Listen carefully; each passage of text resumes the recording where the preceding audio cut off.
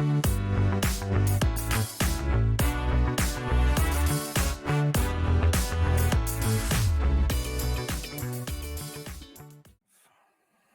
out the koozie. Groomsman gift. Yeah. All right. Welcome to another episode of Gary Williams Stole My Lawn Furniture. It is Welcome. 5/7/24. We're going to talk about some Orioles to start the day off. Dusty, you want to fire away? Yeah, good week last week. 3 out of 4 against the Yankees. 3-0 sweep of the Cincinnati Reds. The pitching staff looks like incredible. Looks great. Last 4 starts, Kramer went 6 innings of 1 hit ball, no runs. Means went 7 innings, 3 hit ball, no runs. Cole Irvin, 6 1/3, 2 hits, no runs. And then going back to Kyle Bradish in the Yankee series, 4 2/3 in his return, 5 strikeouts, gave up 1 run. But yeah, what have you guys seen last week specifically from the pitching staff? Yeah. In all honesty, I mean, everything I saw from the team, what we talked about last week when we were saying they weren't gelling well, complete opposite of this week. And then Bradish looked great. I did not expect that from John Means. That was really encouraging to see. And then it looks like Suarez is going to be a decent bullpen guy. Yeah, man. You would have thought that the sky was falling after that A's series the last time we talked, and now took 3 out of 4 from the Yanks, swept Cincinnati, 0 runs from all of our starting pitchers in that Cincinnati series. I mean, it's a hell of a turnaround right there, pretty quickly. Yeah, and I know, Brooksy, you're pretty high on Kimbrel, or I'm not going to say high, but you're in the Kimbrel camp. I'm out. I'm just out. Either it's a back issue, or he can't pitch anymore, and he's definitely past his prime. We know that. I'm not dogging him for that, but I'm out of that camp. I mean, I don't know. As far as Kimbrel goes, I think we just kind of know what he is. He's going to be inconsistent, but he's just that Band-Aid. We've talked about it week in and week out. You're going to be out on him this week. You're probably going to be back in on him when he saves 3 games in a row in a couple weeks. I think that's just kind of the player he is at this point. But, I mean, the fact that we're getting these pitching performances out of the guys that we weren't expecting to get these pitching performances out of, like those 4 guys that I named, I didn't even name Grayson Rodriguez or Corbin Burns. I think this is as deep as a rotation as I can remember in my lifetime the Orioles having. I think if you go back to 97 when we had Key and Messina and Scott Erickson, but I mean before all the great rotations of the Orioles past were before my time, so it's nice having this versatility in all of these starters. And I mean, if they're all going to keep pitching this well, I would like to keep a 6-man rotation going. Do you guys have problems with that? What do you think about that? I've never even thought about that. I mean, has that ever happened? I mean, teams that struggle, I think, would most often do it. But yeah. Yeah, as long as we keep Corbin Burns on the same, I think that's what they said. As long as we keep him on the same rotation in between starts, and we're not messing with him, I'm cool with it. It's hard to take anybody out. Like you said, it's hard to take anybody out right now. Irvin is just, I mean, he's just like kicking and screaming. Like he can't do any wrong right now. He just keeps throwing out perfect start after perfect start. So, I mean, how can you move him? I mean, the guy's earned it at this point. Obviously, I want to win a World Series. I also don't want to piss off Corbin Burns, and I want to bring him back. I mean, he's such talent. And I think going to a 6-man rotation would piss him off because he's going to get less exposure. Yeah. Well, no. I mean, look, right now we don't have to worry about it because Grayson's still on the IL. So those are the decisions are going to have to be made a little bit down the road. But yeah. I don't know. I mean, I feel like all 5 of these guys have been pitching incredibly well. I mean, Bradish and Means obviously just coming back from injuries, but Means has looked great in his last 2 starts between AAA and now the bigs. Bradish has been looking great in the minors. 4 2/3 of 1 run baseball, and when he's on a pitch count, I mean, I'll take that for a return start for sure. Yeah. And his stuff looked sharp. He looked like he was throwing hard. He looked like his breaking stuff was moving the way like we're used to seeing it move that the way we saw it last year when he pitched so well. So I don't know. They're going to have to make some decisions. I mean, Kramer especially. I mean, all of these guys have been pitching well, but Kramer the last 3 starts have been really impressive to me. Yeah, I mean, I don't think it's going to piss off Burns. Just, I mean, like I said, as long as we keep him on the same schedule, like you're starting every 5th day or whatever, no matter what, I don't think he's going to care, and especially if those other guys are performing. But I mean, realistically, how long can Irvin sustain this? Hopefully for a while, but I mean, I think we just ride him right now. I mean, 3 starts in a row with what, 0. I don't think he gave up a run in 3 straight starts, or maybe 1. No, he hasn't. Yeah. So, yeah, I think it's a means to an end. It's not going to be the entirety of the rest of the year on a 6-man rotation, but I think we ride it right now. I mean, especially with guys getting injured. Well, not injured, but resting Tyler Wells and resting Grayson and stuff like that. I mean, it's a good problem to have at this point, I guess. Unless, for example, like I guess if the bullpen starts getting taxed again and you got to move Irvin out there for a week or something like that, who knows? I mean, it's nice to have the flexibility right now, though. Yeah. I find myself like pinching. I'm trying to think like how to word this exactly, but I find myself thinking like we're bitching about having too much talent and having too much stuff. Imagine with the 2016 Orioles. I mean, Jesus Christ, that team was so sparse and scarce. That was a AAA ball club we were putting out there, and now we have too much major league talent. Yeah. So we all need to shut up, when we go about bitching about things. Yeah, and I mean, I love Orioles fans that are so cynical and negative right now are just going to be cynical and negative forever. I mean, it's just how are you going to make that person happy at this point? Because I mean, we've been in the top 3 best teams in the league for 2 years now, and and they're still finding stuff to bitch about. I'm like, we're not like every game's not going to be perfect, guys. Like it's unreal. But I mean, to be honest with you, the Cincinnati series, for pitching wise, besides like Bauman still trying to figure some shit out, that's why they threw him in there. And in that game, starting pitching was great. All the other pitching was relatively good. The bats were a little cold into the last game, and honestly, the last 3 innings of the last game, 3 or 4 innings of the last game. But Cincinnati has a decent little pitching staff, to be honest with you. And Tony Anthony Potatoes just came out of his slump. So hopefully he can get back on track here after a couple of weeks. He's been slumping a little bit. So, I mean, that's a nice part, because a part of the lineup at the beginning of the season wasn't hitting well and everyone was up in arms about that. But the other part of the lineup picked him up, and now it's kind of like the other way around on some of the guys. So it's nice to have people be able to pick each other up in this lineup and not have like Santander go down, I mean, into a huge slump, and it just ruins 2 weeks for us. Yeah. Why do I always go back to Seinfeld when we talk about how people are bitching? And it's George Costanza. We did win the World Series last year. Yeah, in 6 games. Like, how do we just get so fucking arrogant and entitled with some of this stuff? I mean, we've been good for a year and a half to 2 years, and now everyone thinks we should go 162-0 and never give up a run. We were the armpit of the league for almost 15 years. We have the second best winning percentage in baseball. We have the best winning percentage in the American League. Just pinch yourself and thank yourself thank God every day that this is happening right now and that we get to enjoy this, and stop bitching, because this is fun. We're going to continue to talk about. I mean, we're going to have to talk about some guys who are struggling here and there, and that stuff's going to happen. It's the ebbs and flows of a baseball season. It's a long season. Yeah. For example, like, everybody sees it right now. Bauman's struggling a little bit.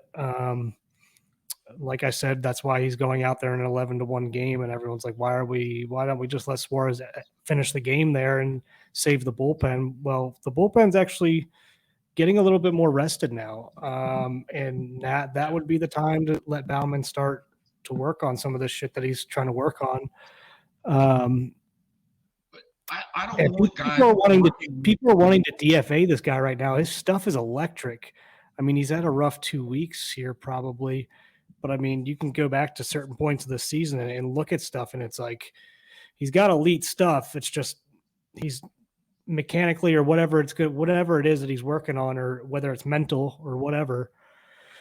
Hopefully, he can work through it because that is not a guy I want to DFA. I mean, he's got an electric fastball, electric curveball, and cutter. So last year he was great. He was 10-1 last year. I just don't like guys working shit out in the major league level. I mean, hey, you mysteriously have a hamstring injury, you go on the IL, and then you go down to Florida and you work on stuff. Yeah, it stinks. It stinks because he does have good stuff. Yeah, but when he comes in a game, I get nervous. At the moment, right for now, sure. Yeah.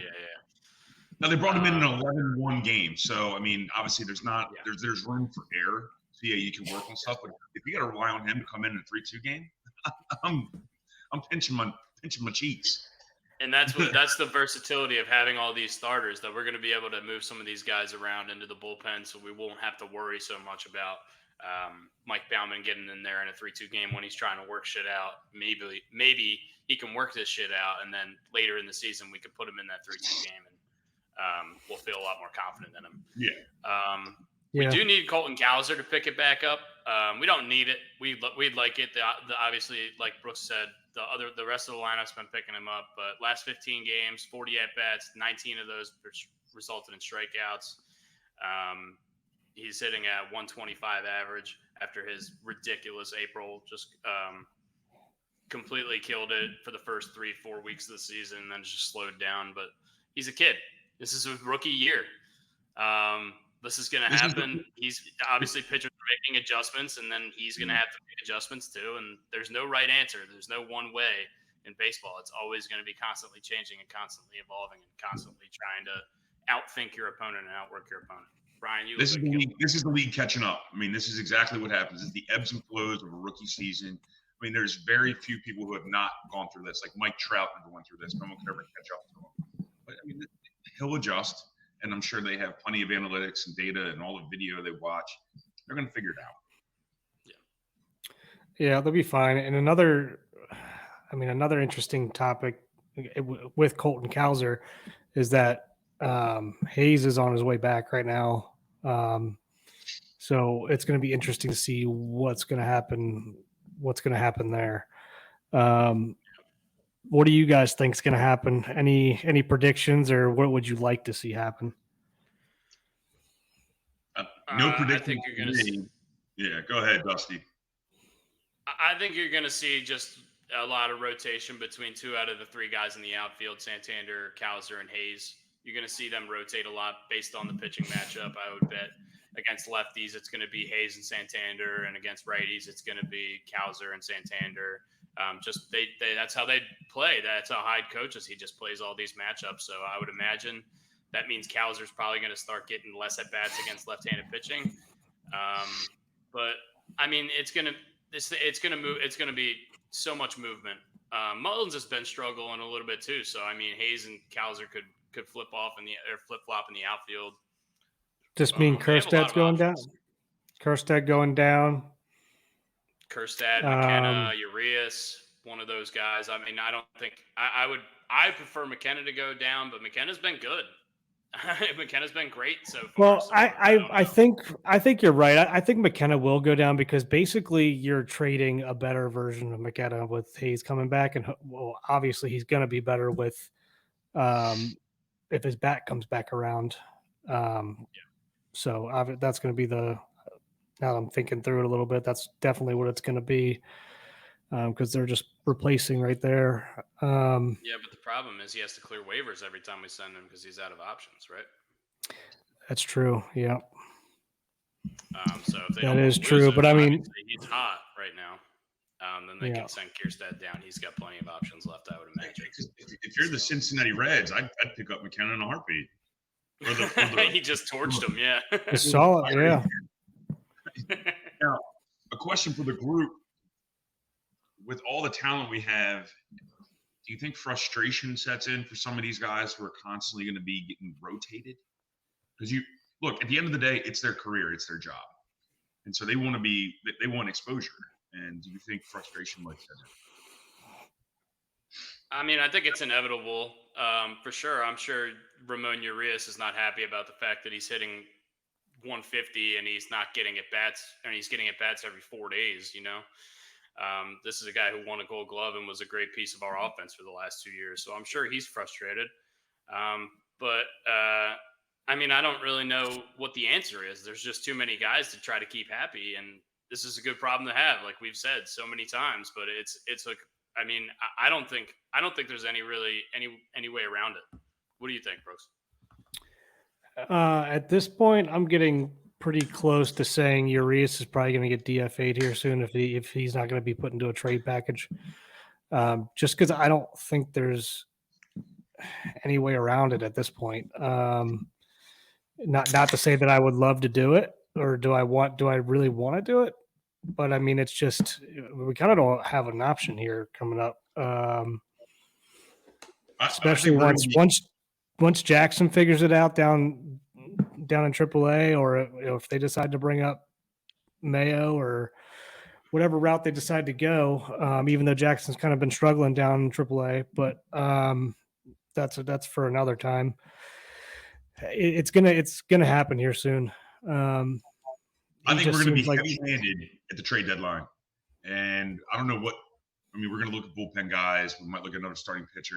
I think we're going to be heavy-handed, and some of these guys are going to get dealt because there's just too much talent. Yeah, I mean, Urias, if he makes it through the first part of the season, I hope he does. But especially with, like you said, Brooks, Jackson Holiday, and even Kobe Mayo, has over 1,000 OPS, has 11 home runs already in AAA. It's just absolutely mashing. I don't know how you can keep these guys down there. It's just and Norby. I mean, Norby's doing well. Yeah, and Norby. I mean, it sucks for Norby. We were saying this about Ortiz last year. He's like the odd man out, but it feels like Norby's going into that Ortiz role where it's just like, when is he going to get at bats? And if you guys remember, a guy named Taran Vavra just started his rehab assignment too. He was on our team as a prospect the last couple of years, and he got some action in second base and right field last year. So we just got too many guys. I mean, and you see what, and you probably, I mean, if you watched any of the games or listened to any commentating, like you see what Nevin has done since he's left, since we had to let him go. I mean, he's batting over 300. He's killing it right now. I didn't know that. That's awesome. Is he still with the A's? Billy Bean, man. Billy Bean turning a quadruple A player into an MLB player. Yeah. Somebody got like a mad upstairs neighbor or something? Nope, that's me. Let's hear that. Yeah, it's not me. That's me tapping. I'll stop. You're good. Grayson Rodriguez started a throwing program. Good news so far. I think they were being cautious. The fact that he's throwing already tells me that they weren't super worried about this injury. They just wanted, this is kind of a precautionary thing, which is good news for me, because I think if there was anything there when they checked, when they did our MRIs and they checked the inflammation and stuff, I think if they saw anything that they really were worried about, I don't think they would have had him throwing yet. Yeah, I think he's out to 90 feet, and I think he's throwing flat grounds already. So yeah, might even be out to he'll 120 be back. now. He'll be back sooner than later. And then, when we get him back, we're going to have to figure out the pitching stuff that we were talking about earlier. But once again, good problem to have. Yep. Upcoming schedule, we got 2 games in D.C. against the Nats. Corbin Burns is starting tonight, and Kyle Bradish is starting tomorrow. And then we have a 3-game home set for Arizona. I think we have actually 9 games at home coming up after this, the 2 games in D.C. I'm going to bring it up again. I mean, I haven't looked at our schedule, but it seems like we had an inordinate amount of home games. And I feel like we're just going to be on the road all of July. Yeah, I don't know what the schedule's like, but it just feels odd. Yeah, I mean, I can look at the schedule now. It's possible that we've had a higher breakdown of home games. So we got But, Burnsy going tonight, right? Correct. Yeah, Burns tonight. Yeah, I mean, and the Nats, Dustin, you know this better than I can. Are the Nats doing any damages here? Or are they terrible? No, they've actually been pretty decent this No. year. C.J. Abrams, who was the biggest piece to come back to them in the Juan Soto trade, he's a young shortstop. He's been really good. He's lighting up the league right now. And then Mackenzie Gore, who is a left-handed pitcher they got also out of that Juan Soto trade, has been really good for them. So yeah, they've been doing. I mean, they're 17-17, so they're playing 500 ball. But based on the way the Nationals have played the last 2 years, I think that's a win for them. I think they're playing pretty well. Yeah, I mean, it's definitely somewhere yeah, we could definitely get got down there. So that's for sure. hopefully. I mean, hopefully there's a lot of Orioles fans going down there. I would assume there is. I would assume I would imagine there is. Yeah. What do the players do? They don't stay They would stay at home, right? I would imagine, right? Yeah, They wouldn't stay in DC. Delaware and I were talking about this yesterday. They bust down. We actually inquired about it. Yeah, they bust down. So they want people to stay at their house, and then they also there's no training facility down there for them to do anything, so they can still do stuff at Camden Yards before they go down. Got to get long tall swings. Oh, okay. Yeah. So it's like a high school team. You're going to the stadium a couple hours before, whatever. Yeah, that's good for them. It's funny you bring it up because I asked the same question 2 days ago. We actually asked somebody about it. Right now they stay here. So I've been seeing a lot of pictures of a lot of the Orioles out in Canton, actually. And everything everyone's saying is that how nice and down to earth that they are. It seems like they're really embracing the city out there. It seems like a lot of them live in Canton. Yeah. So a lot of them live, for those of you guys that are watching this, or if you watch this, we live in Canton, Baltimore, but a subsection called Canton. There are a bunch of luxury apartment complexes. And one of our friends was in charge of setting athletes and actresses and actors up, celebrities up in these apartment complexes. So a bunch of the Orioles live in some of these high-rise apartment complexes right down here. And I know Adley, Austin Hayes, I think Colton lives over here. Freddie Gonzalez, who's our bench coach. They go out on the town and they're having a good time. Hell, they went to a Dundalk, Texas Roadhouse and were having beers. That's awesome. So there a lot of them are around here and they're out and about and they're having a good time and they seem to be just awesome human beings. Yeah, I saw McCann. McCann lives over there too, apparently. I think Corbin Burns might, but no, people aren't really sure. I know Kramer does.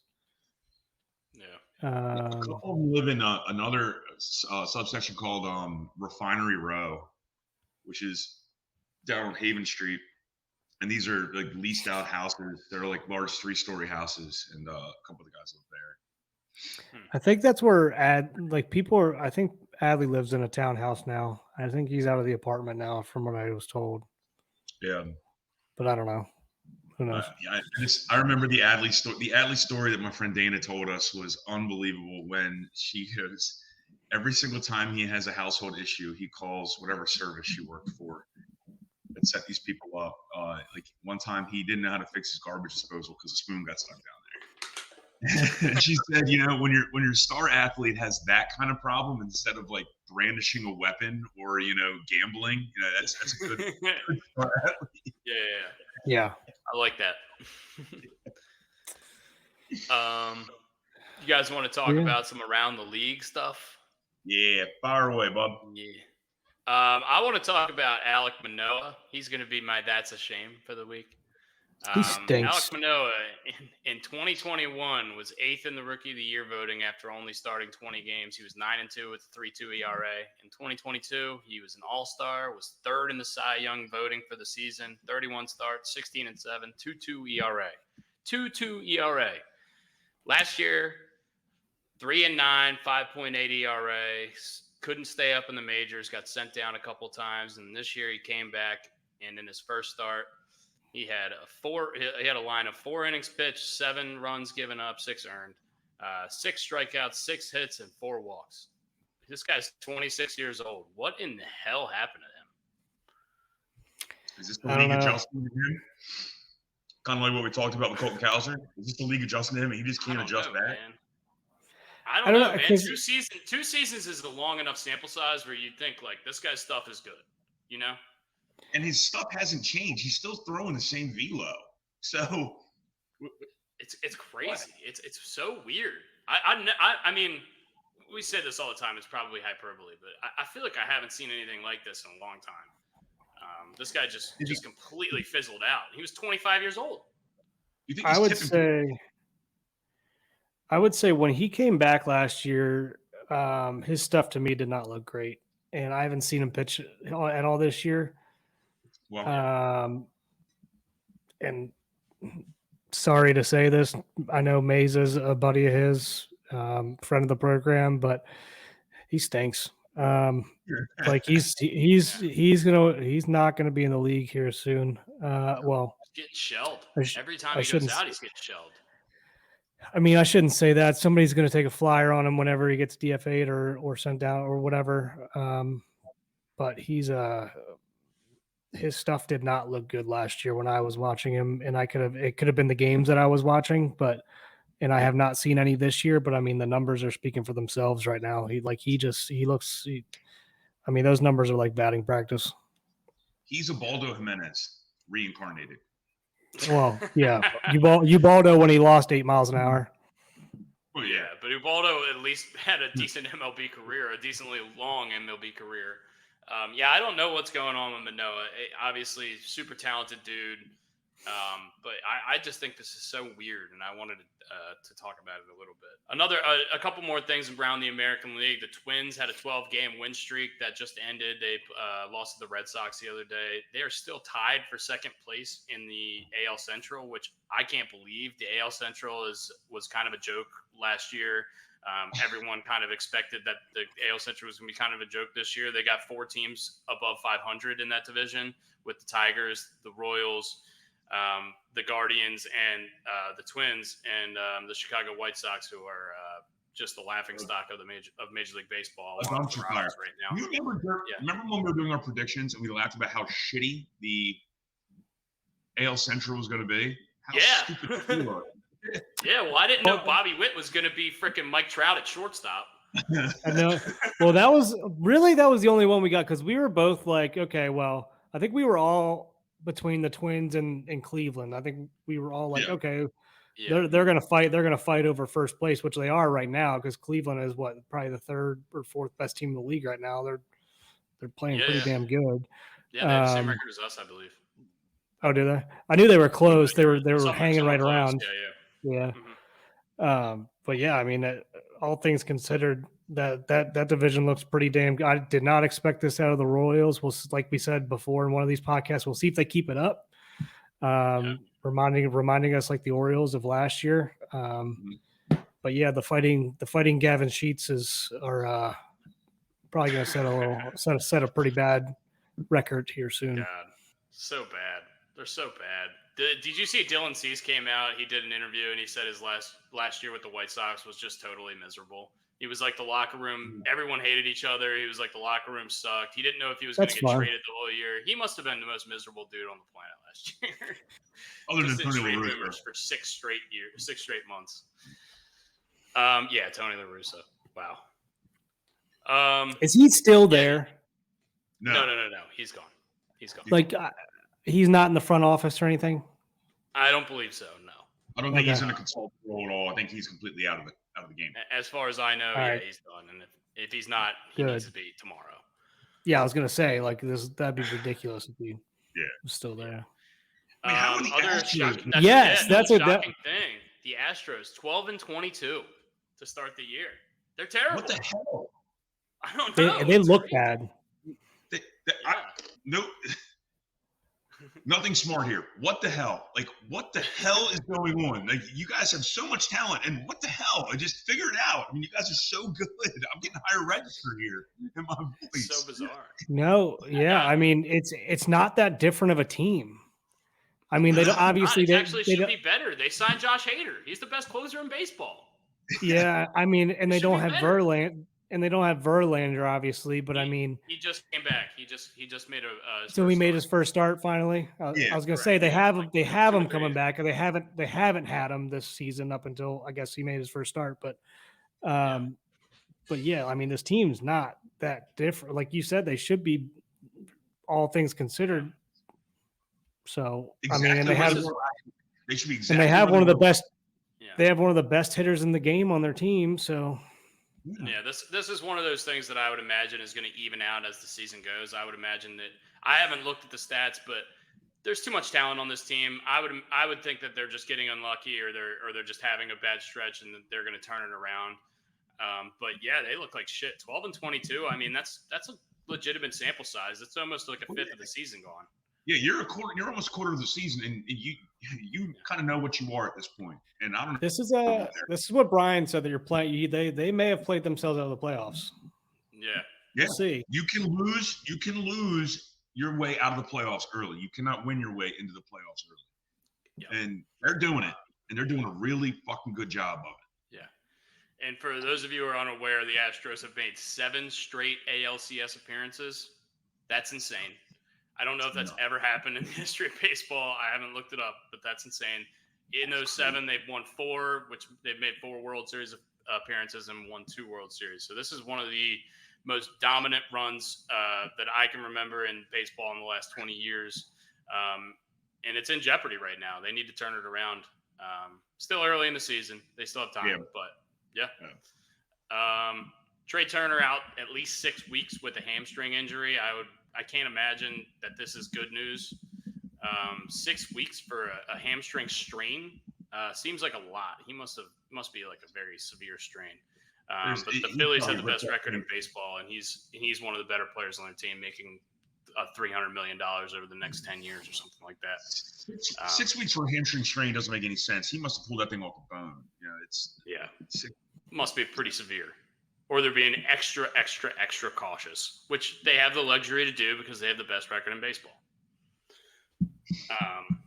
So yeah, I mean, we'll see how that goes. Obviously, we're wishing the best for all the league superstars. We don't want any of these guys to be hurt. We want to grow the game, not diminish the game. So root for he's one of my favorite players for Trey Turner. One of my favorite players to watch. He is so good, and just he brings everything to the game. He's everything I want to see in a baseball player: fast, hits, fields, does everything exactly the way it should be done. Yep. And he was really fun, especially to watch in the World Baseball Classic last year. He was electric in that. Hit a go-ahead grand slam. That was amazing. Padres trade for Luis Arias, who goes 4 for 6 in his team debut. The first Padre to ever have 4 hits in his team debut. Luis Arias, if you're not familiar, has won the batting title in the American League and the National League in consecutive seasons. Only one other player besides Arias has ever won the batting title in the American League and the National League since 1900. Who is that player? Trivia time. Frank? Nope. Paul Molitor? I'm going to give you guys a hint because you guys are going to be going way too far back. This has happened recently. Like in the last 5 years. I got nothing. I'll let you mull it over for a little bit, but yeah. Only 2 players since 1900 have won the batting title in both the American League and the National League, and Luis Arias did it in consecutive seasons.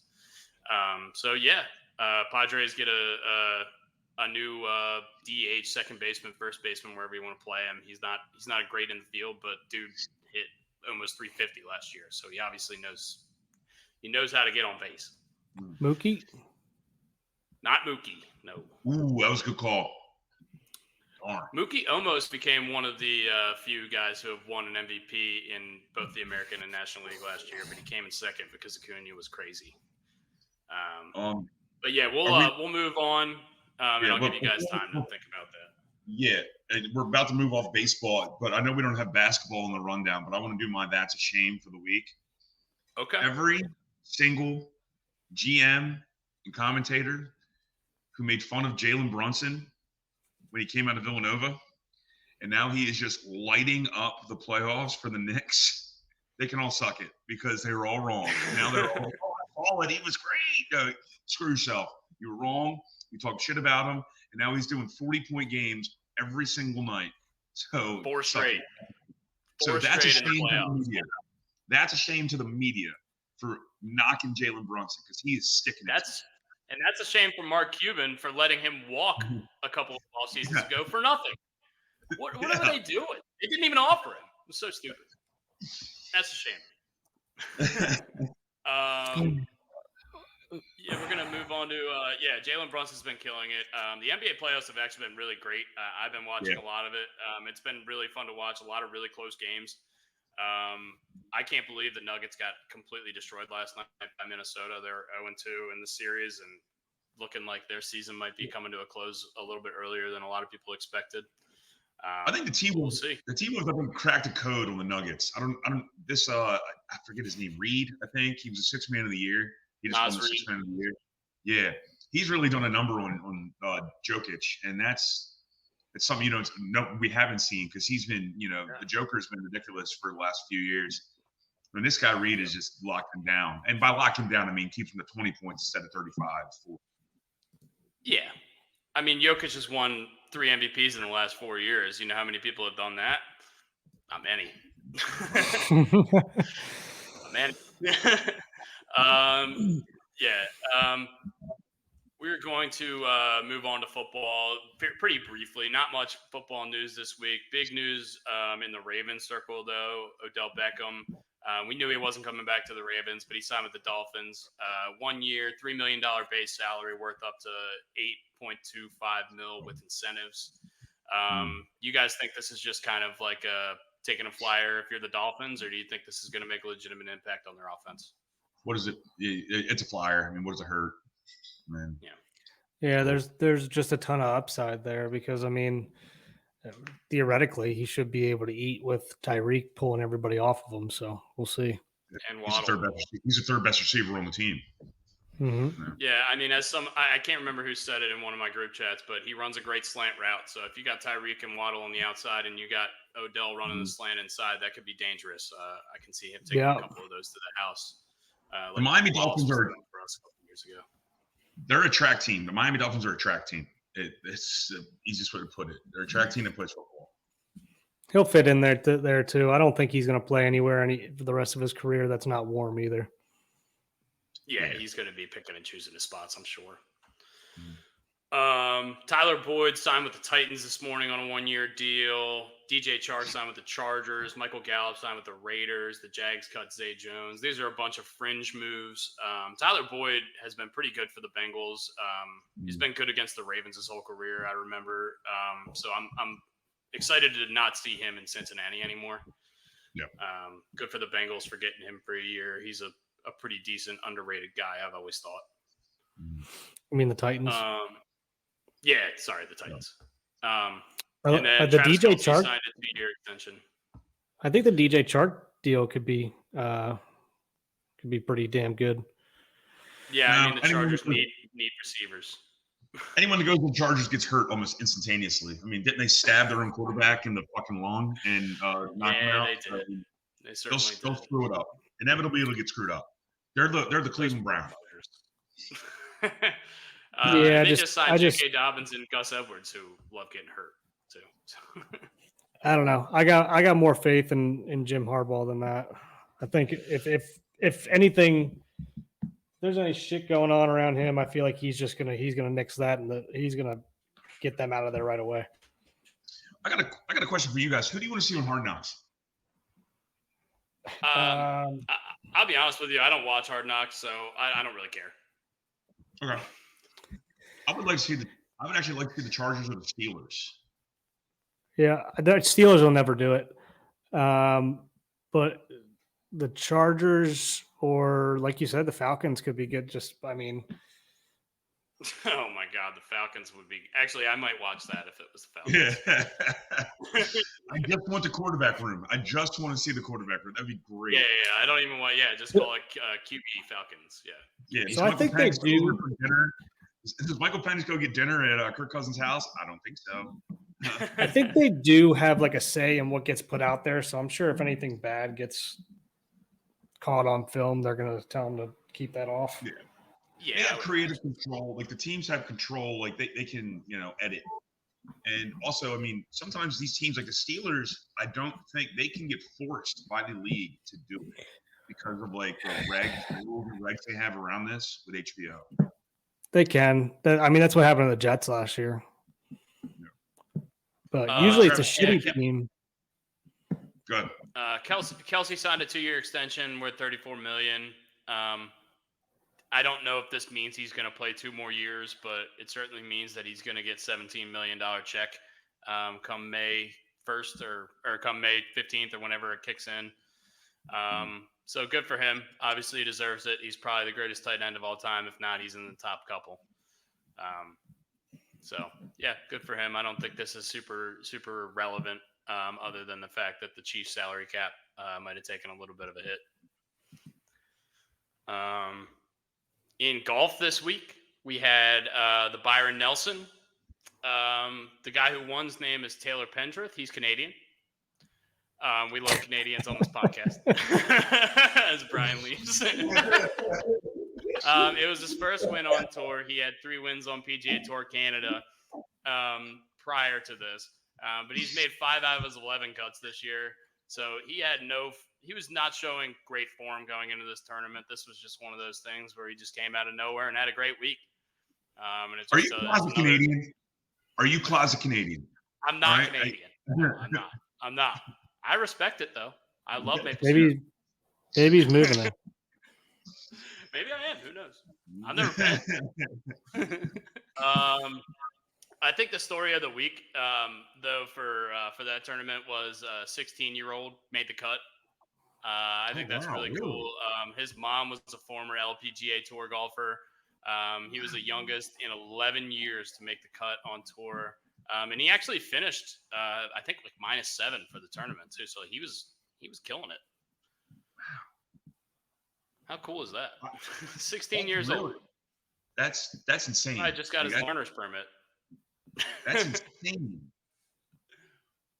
I think Jordan Spieth just taking a shit. That's probably the biggest story of that thing. I think he went in as like one of the favorites to win this. Oh yeah, he was the favorite. Yeah, he missed I the assume cut. So. Yeah. He missed the cut. Actually, I didn't know that. I didn't know he missed the cut. He missed the cut? Jesus Christ. 3 or 4 under on the first day, and then the second day he just completely imploded. He's either the best golfer or the worst golfer on the planet, and I have no idea which. It depends on the week. It really does. It's crazy.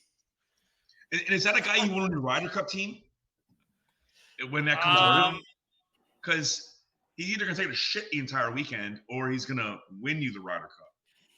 I think because of his experience and the fact that the camaraderie he has with the team, I think he needs to be there. But I don't necessarily know that he needs to be starting in every match. You know what I mean? Like, every time they play, there's always like 2 or 3 or 4 guys on the team that don't play. You can leave him out of a couple of them, you know. Yeah, maybe like alternate shot when you can really use his putting or something. But in a short game, that's the only. Rank right now? I would bet it's still high, just because you're going to look it up. Yeah, I got it. All right. Stat guy, Brian. Keep going. Yeah. But yeah. This week we have the Wells Fargo Championship, which is a signature event, elevated event, which means the field is going to be really good because that's where all the money is on these elevated events on tour. That's the system they have now. Wyndham Clark won this tournament last year, Quail Hollow, which is in Charlotte, North Carolina. Scheffler announced that he is not going to be playing because he and his wife Meredith are expecting the birth of their child this weekend, which seems to have been the case. Is that fucking baby ever coming? Or 2? No. I don't know if she's going to be induced or what's going on, but they think that it's happening this week, and I hope it does because the PGA Championship's next week, and I don't want to watch a major without Scotty Scheffler, who's the best golfer in the world. He needs to be there. Do you guys want to guess Jordan Spieth's world ranking? I would guess 17. I guess in the 20s. 21. Damn. Grievous Vasquez. Yeah. 21. That's surprising. What is while you're if you still have it up, can you look up Justin Thomas? Yeah, I got you here. Give me a sec. You keep going. 29. 29. 29. Yeah. So And as I bad have as you no guys idea. think, as bad as the golf community thinks he's still a top 30 golfer in the world. So. Well, yeah, he's just been bad for his standards. For his standards, yeah. Dusty, can you hook us up with this trivia answer that you had earlier? The trivia question you that you had earlier? You guys have no idea? I got nothing. He's on the Yankees. Soto? Not Soto. Well, no, this is his first year in the DJ Rizzo? He used to be on LeMahieu? the Rockies. DJ LeMahieu? DJ LeMahieu is the Oh, correct shit. answer. DJ Holy LeMahieu hell. won the batting title with the Rockies in the mid 2010s, and he won the batting title. I think his first season in New York. He almost won the MVP that year. Yeah. completely. Yeah, I mean, I really think good he was player. like the Oriole killer that year. Yeah. He Well, batted like that was also Gleyber Torres. I think Gleyber Torres had like 16 home runs the 1 year, and I think 9 of them were Oh against my the Orioles. god. Yeah. Yeah, he and I think was great that year. him and I think LeMahieu batted like 500 against us or something like that. Yeah. I mean, LeMahieu is a professional hitter. Now I know obviously he's a professional baseball player, but he does everything right. I remember watching him at LSU when he played college ball, and he crushed. Yeah. He's been a great player for a long time. He's been hurt the last couple of years. He's getting older. But yeah. I actually completely Front forgot he was rank, on the Yankees. Yeah, still there. He's I don't know if he's playing much this year. He might be hurt.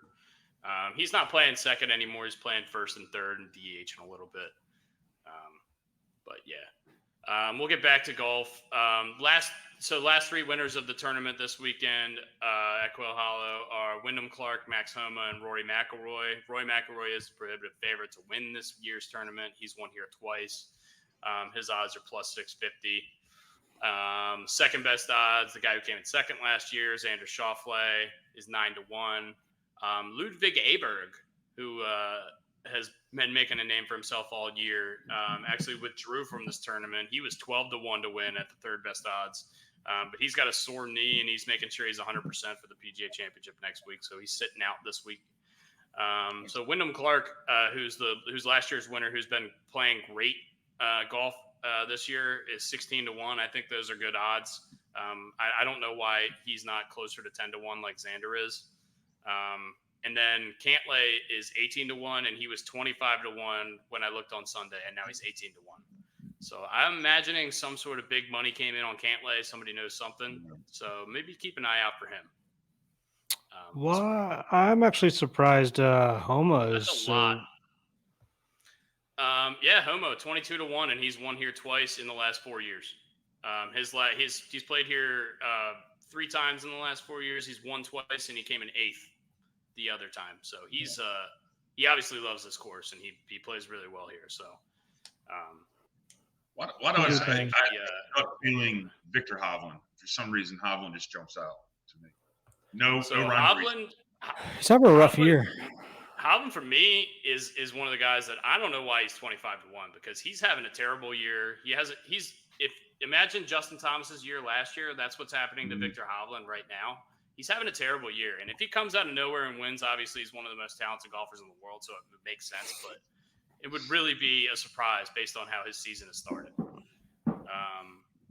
I like Fleetwood down the board. He's got 2 starts here, both in the top 15, and he's been playing pretty good. He came in 3rd in the Masters, and he came in the top 20, I think, last week. And then down the board, a couple guys: Harris English, Ricky Fowler, Denny McCarthy, Brendan Todd. Brendan Todd's 150-1. He came in 8th in this tournament last year, and he came in the top 20 in like 3 of his last 4 tournaments. So he's 150 to 1's ridiculous. He should be a top 20 bet. If you're making a top 20 bet on this tournament, take him. Right. That could be one of those bets where you actually just to finish top 10. And I know it's not going to be 150 to 1, but it might be like 40 to 1 or something. Yeah, for sure. I mean, everyone's going to be gearing up for the PGA Championship. Obviously, that's the biggest prize in golf that's looming next week in Louisville, Kentucky. Brooks Koepka actually won this weekend in Singapore. The Live Tour played their tournament in Singapore. Brooks Koepka won, so he's in good form going into the PGA Championship, a tournament that he's won 3 times in the past. And he won last year. He's the defending champion. He's won this tournament in back-to-back years before. I think he did it like 5 or 6 years ago. So look out for him. He was embarrassed because he played pretty bad by his standards in the Masters. So he's one of those guys that's going to turn it up every time there's a title on the line. Before we move on from golf, I saw the British. I still call it the British Open, but the Open Championship. They have that hole that's 623 yards. They extended hole number 6 at Royal Troon to 623 yards. Longest hole in the history of golf. Holy shit. That sounds like fun. I would be hitting driver or 3-wood, and then hopefully putt. I don't know how these dudes how these dudes consistently make good scores on holes like that. It's insane. But I know for sure that somebody's going to hit like a 400-yard drive on that hole and have like an iron into the green, and everyone's going to be like, I can't believe he has an iron into the green on a 650-yard hole or whatever. Yeah, you must get a lot of wind at your back on that hole or something. I mean, it's a link style course, the British Open. So everything rolls on those courses too. Yeah, the ground is as hard as a rock because it's cold there all the time. And that's just the way they maintain the course. So everything's going to be incredibly hard. So when you hit a drive that carries 300 yards, it probably is going to roll out another 30 or 40. Whereas on tour, it might roll out like 10 or 15 yards. I mean, obviously that tournament is amazing, but that's going to be later in the season. That's the last one. Yeah, I have a question too. I saw Tiger got he got an exemption to play next weekend at the PGA Championship. Why does he got the exemption for? Well, I guess regardless, why does he need that if he's won the tournament? I thought you get a lifetime, like you can choose to play it or not if you win it. Or is it only for 12 years? You get a lifetime exemption. The other tournaments you don't get a lifetime exemption into. You get a 10-year window. You get a 10-year window, I believe. But obviously, Tiger is going to get any exemption in any tournament he wants to play in because the fact that him being there doubles probably the revenue for the week immediately. So, I mean, he's just going to get in any exemption he can into. I saw a lot of people being like, why does he need this? Why did he need it? It's just because the rules are set up that he does need it. But he's going to be able to get in any tournament he wants to.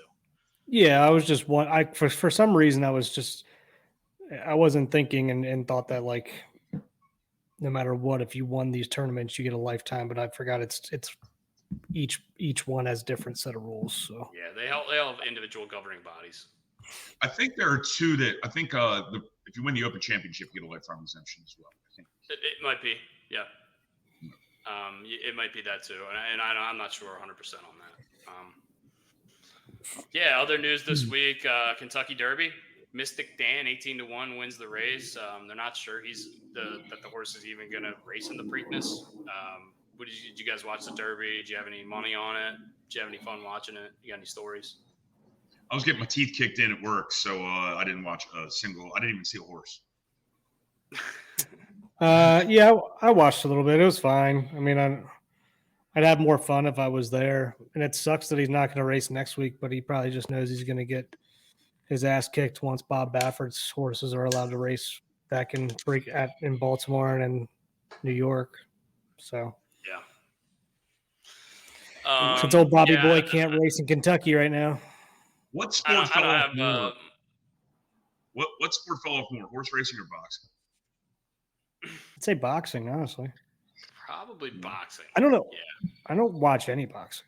I don't know any of the good fighters either. I only know that the one fighter got his shit called back or whatever recently. I think that was boxing. Maybe it was UFC. I don't even know. The guy who got disqualified. I don't even know if that was. I don't know if that was boxing or UFC either. Because he failed the drug test. Right there. Yeah. I think boxing is kind of falling off a cliff. I don't know. There's like 85 titles on each guy, and I just don't understand it.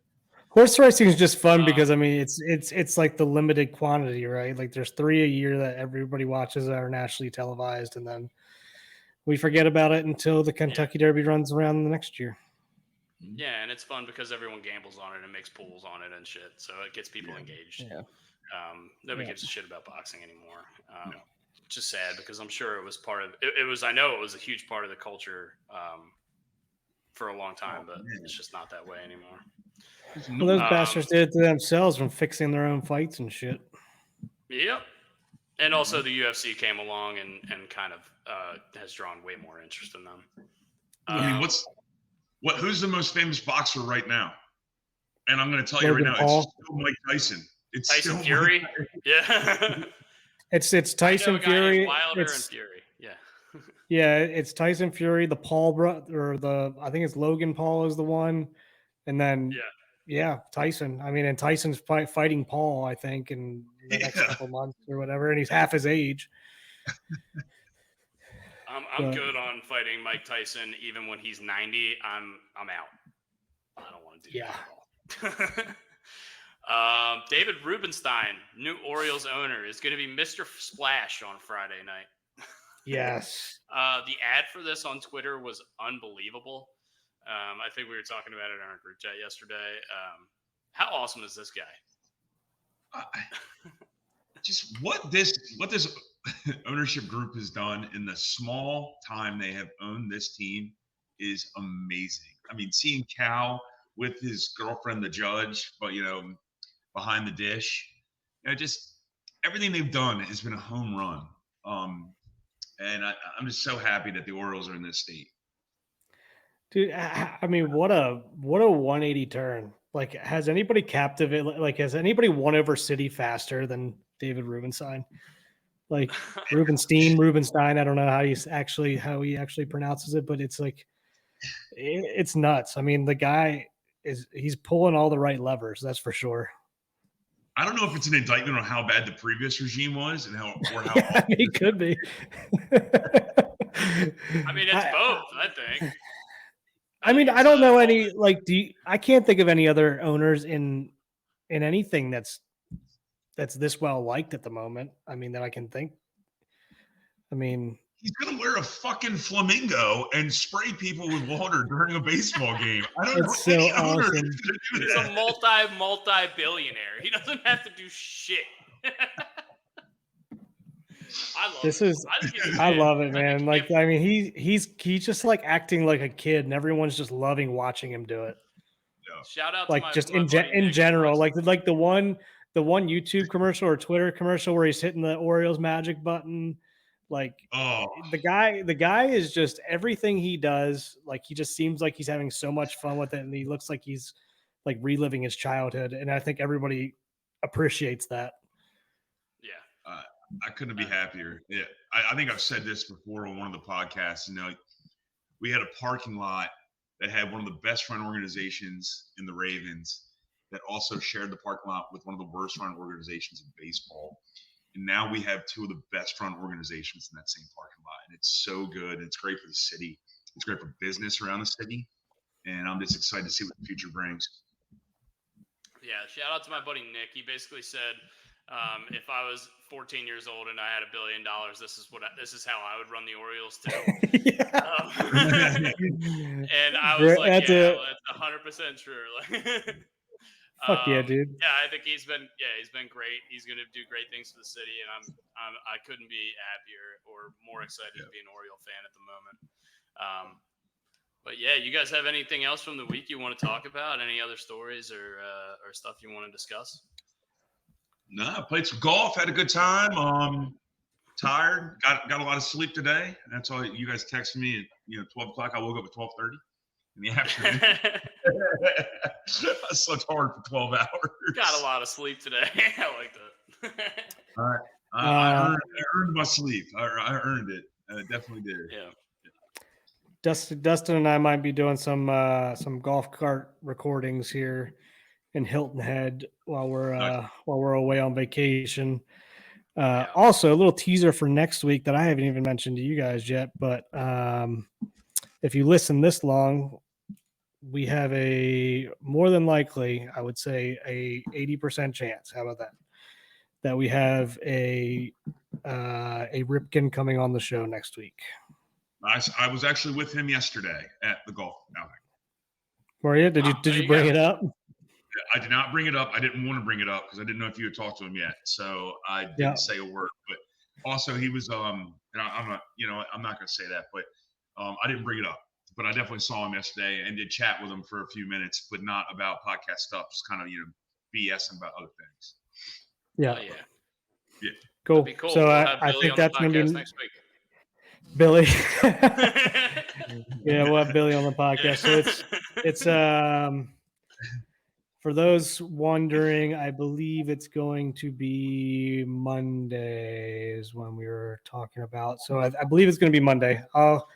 We'll definitely put something up to give you guys a heads up when it's actually going to be, because we'll obviously be going live with him. We'll be going live with him. I will be doing that podcast from Hilton Head, and we'll be doing it together. So we'll be in the room together for that. And cool. Brian, hopefully, will get some sleep that day too. I will be. There's no golf outing next week, so I'm good. Oh man. Cool. All right, fellas. Well, I'm gonna go. All right. See you, boys. Have a great week, and I will see you guys next week. Thank you guys for adjusting my schedule for the last couple of days. The Kentucky Derby block party is. Oh, by the way, I want to say something real quick. I need the freedom of time that some of these people that live in this neighborhood have. We got a noise violation called on us at 11:48 a.m. because we started a sound check right before noon. So the cops had to come. Nice. That was the beginning of my day. Like, you kidding me? Like, it's 12 minutes. Is your that much? I don't know. That's me venting. I'm sorry. I just need to get that off my chest. I needed someone to. Yeah. Hopefully they watch this show. If you're the kind of person who's calling a noise ordinance call in 12 minutes before the noise ordinance is allowed, you're an idiot. Just fuck off. Like, you're probably the guy. You're probably the guy that I've been fucking smoking on Twitter right now about Orioles baseball. I also have. If you guys don't know this, like, give my profile a look-see. And there's a couple, I'm not going to mention their Twitter handles or anything like that, but if you make the effort to go over there, you can see that I am actively trying to get this man shunned from Twitter. He is the worst he is the worst Orioles fan I've ever fucking met. I've never met him, obviously. I've ever seen type anything. Like, the definition of a keyboard. You don't get fired up that often, so when you get fired up, I'm nervous. This one thing gets Brooks real fired up, and I have access to the Twitter account. I've considered blocking this fellow on our Gary Williams Stole My Lawn Furniture official. Oh no, I've just been doing it for my personal. I've been doing it for my personal one. So I know. I just want him to get off the feed as much as possible for you. I just want to. It'd be nice to just make him cry. Hey, but thank you guys for putting up my schedule. This was a long weekend, and I appreciate it. Next week will be good, and I hope you guys have safe travels down Hilton Head, by the way. Appreciate it. Yeah, sounds good. Tune in next week. Like we said, big guest coming on. So looking forward to picking his brain. Good, man. All right. See you, boys. Bye, boys. See you guys next week.